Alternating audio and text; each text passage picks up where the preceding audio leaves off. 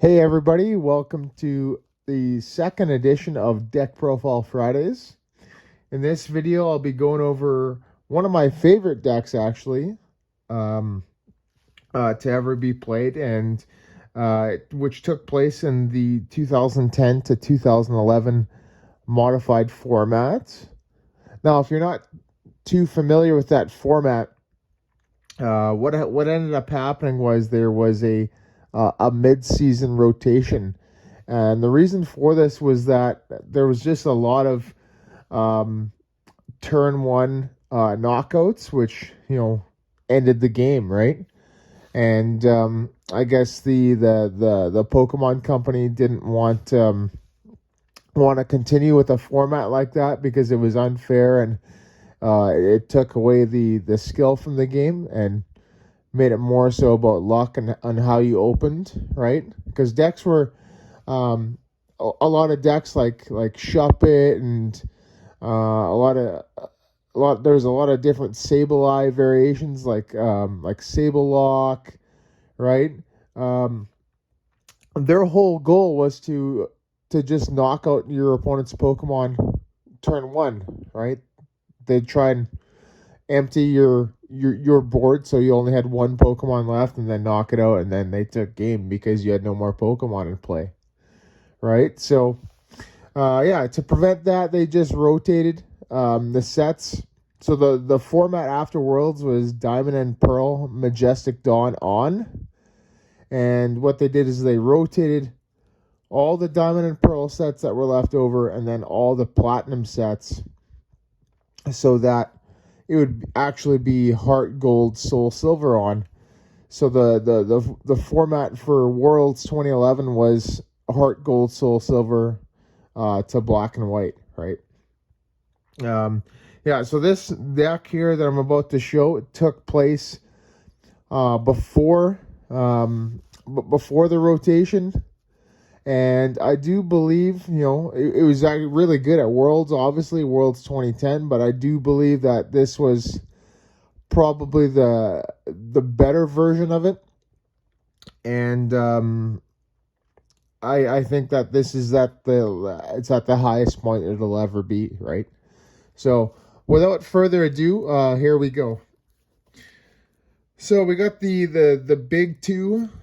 We got Luxray GL level X and Garchomp C level X. I play a 2-2 split on both. Both are extremely good, right? It's the core of the deck. Luxray GL, a couple things about it is that it's lightning type, which is actually really good because Gyarados was being played. It had the energyless attack, which did like 30 times the amount of Magikarp in your discard pile, so you could only have a max of 3. That is if I believe there was another card, I think it was a Combi, which allowed you to use a Gyarados' attack, so you could theoretically have 4 Magikarp in a discard pile and have the Combi count as the Gyarados itself to do 120, but most of the time you'll have 3 Magikarp in the discard pile doing 90. And it's pretty significant because with Luxray GL level X, because it hits Gyarados for weakness, right? I think it had a plus 30 weakness. So with the regular Luxray GL, its Trash Bolt would do 100. Or the Luxray GL level X, its Flash Impact would do only 90, right? So correct me if I'm wrong. It might be like a plus 20 weakness instead of a plus 30, but I'm pretty sure it's a plus 30. So it had the weakness is a factor, and when you combine it with cards like Lucario GL, which changes the weakness to a ×2 weakness, it would be capable of knocking out the Gyarados no problem, right? That is on the original, and then with the GL level X, all it required was a Crobat G's Flash Bite done successfully, right? To deal that 130 damage for the knockout. So another couple notable things is that It's Bright Luck Poker Power in the GL Level X, which allows you to switch one of your opponent's bench Pokemon with their active, and you get to pick. So it's a free gust of wind, which is absolutely amazing to bring up something with like high retreat, or if they're trying to set something up to knock it out right away, right? It's got a free retreat cost, which is good. Resistance to metal, which means it's good against Dialga G, right? And obviously the level X by reducing the damage. It does, however, have a ×2 weakness to fighting, which means that it's able to get knocked out by things like Machamp, Toxicroak G, right? Pretty much anything good that's fighting. I think Donphan in there as well. Donphan from Heart Gold Soul Silver. So that's another big card. And that about does it for the Luxray. So one of my favorite Pokemon. And then we got the Garchomp C Level X, which is another really big part, right? Its main part is the Dragon Rush attack, being able to snipe off things on the bench, right? It's able to take care of 90 hit point things like Bronzong with a Crobat G. It's able to snipe opposing Garchomps, which have 80 hit points, and Luxray GLs that have 80 hit points. It's got a Healing Breath. The Healing Breath Pokepower, it doesn't really matter too much, but if you Bronzong a couple times, it could matter, because it puts it in range of let's say a Flash Impact KO, right? It's got free retreat, which is awesome. Another thing too with the just the regular Garchomp, right? A lot of the time it'd be kind of like a Garchomp mirror, where it's like you'd use a double colorless energy with an energy gain to Earthquake, just to get a knockout on your opponent's Garchomp, which is good. So it's got because it deals enough damage, right? So another good card.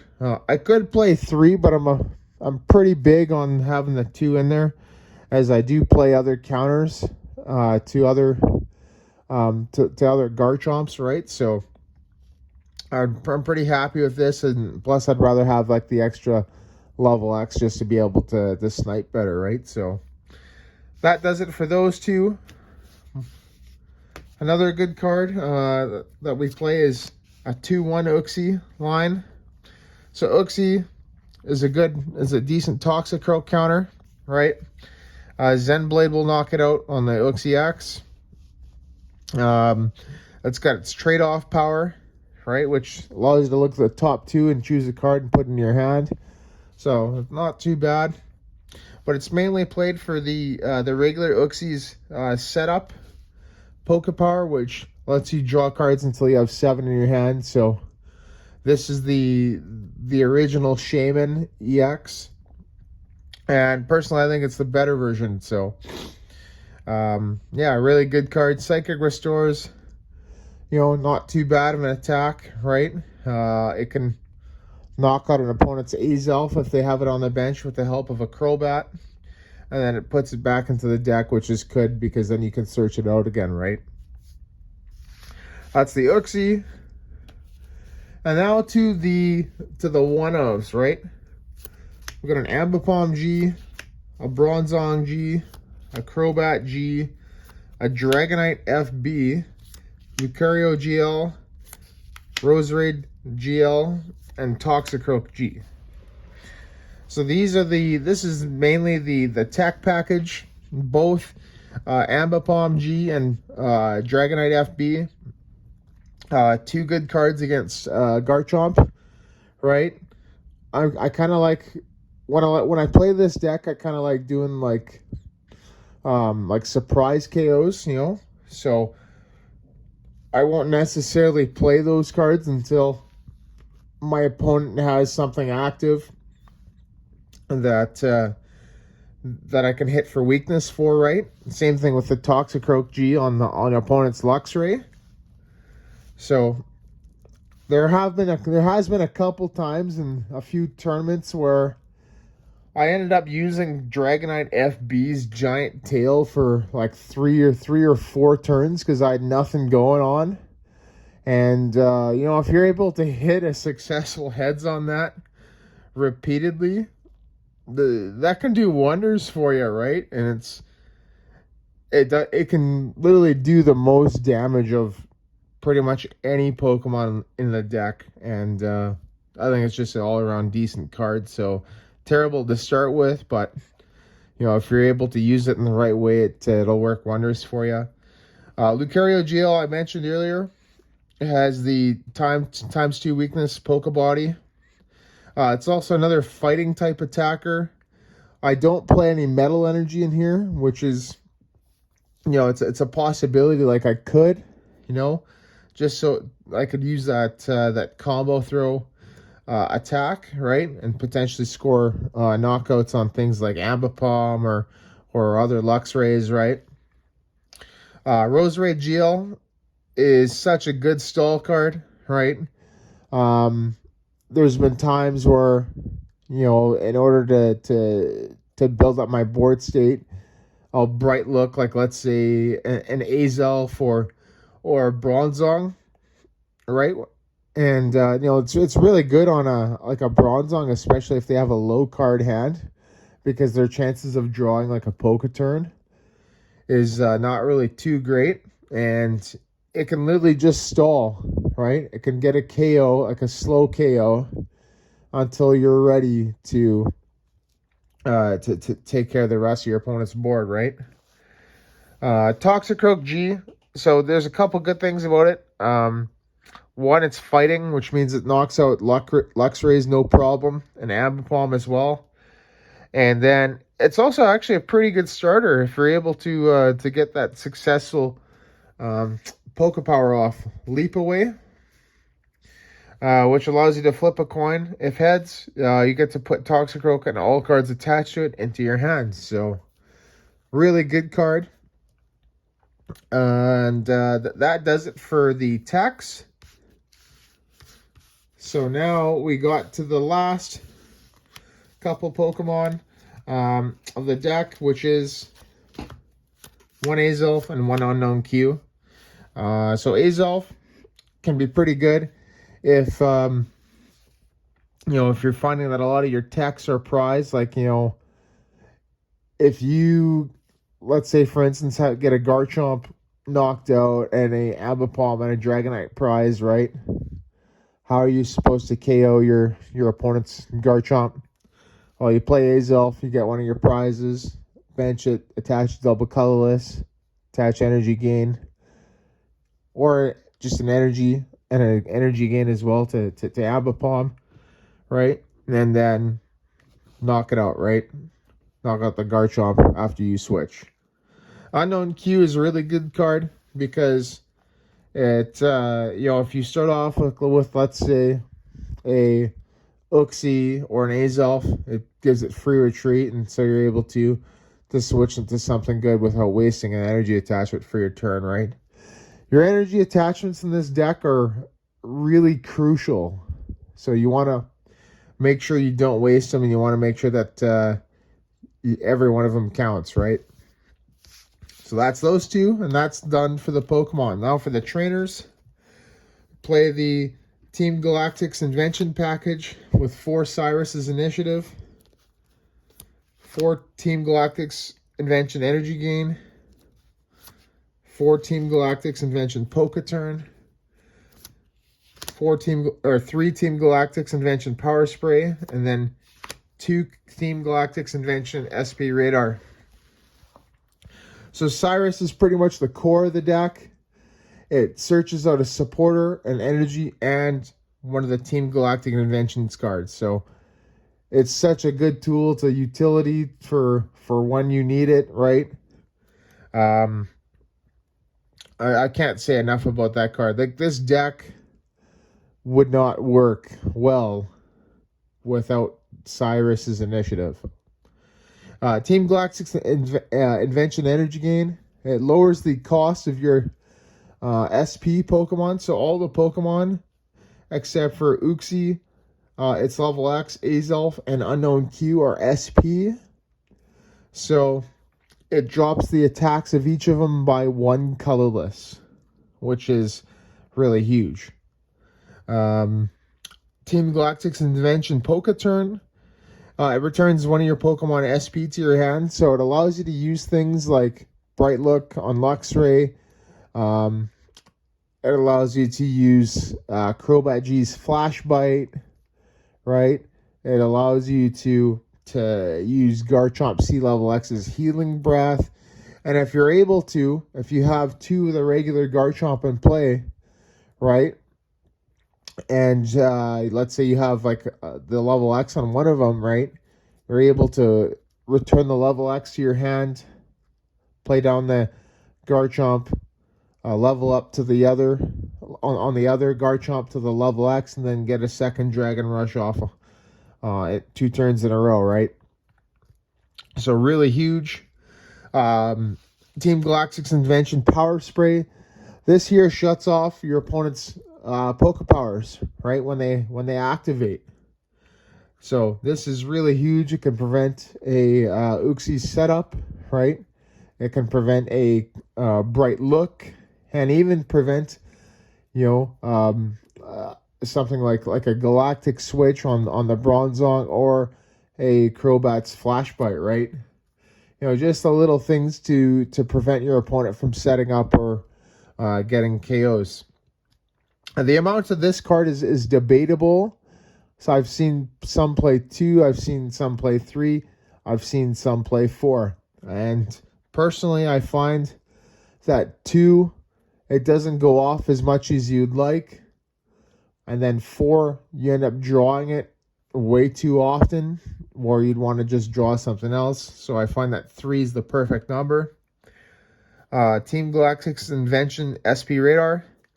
So this is another really good card. It's a Pokemon SP Searcher, and it's a trainer card, so it doesn't take up like your supporter for the turn.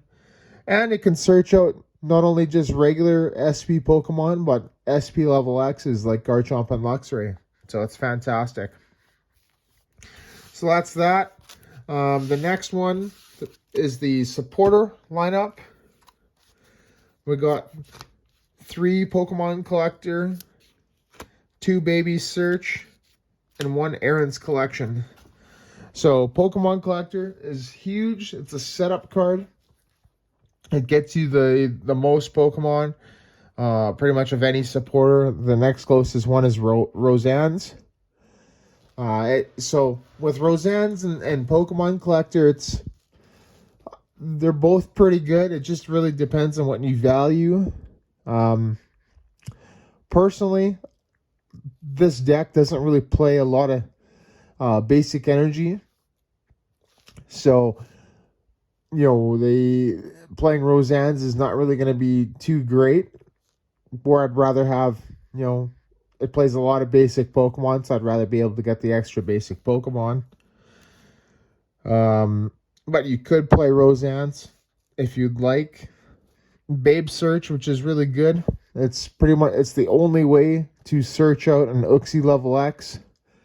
So with Cyrus's Conspiracy, you can search that, and then the next turn, get that Uxie X and KO your opponent's Machamp or anything else that's Psychic weak. It also, another really good thing about it is it puts a card back from your hand, which allows you to draw 1 more card when you play that Uxie down.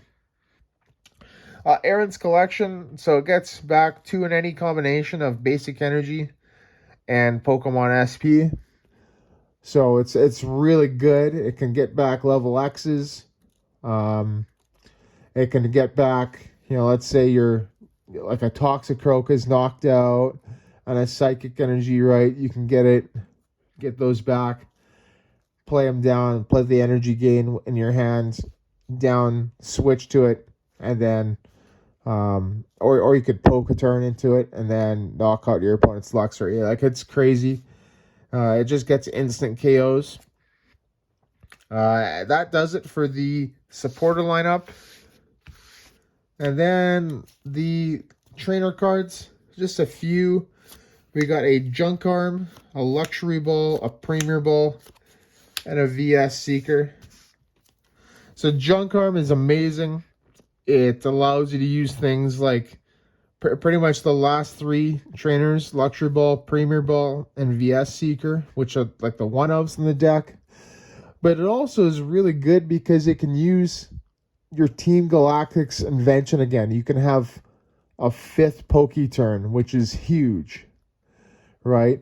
You can have that fourth or fifth energy gain, pardon me, that fourth power spray, right? It's such a good card. And also, another good thing about it is it drops your hand size, so you're able to Uxie for more cards. Luxury Ball searches for pretty much any Pokemon in the deck, excluding level X, so it's fantastic. Premier Ball, great card, searches for your level X's, so that there is one of the exceptions to Babe Search, which searches out Uxie. This can as well. All right.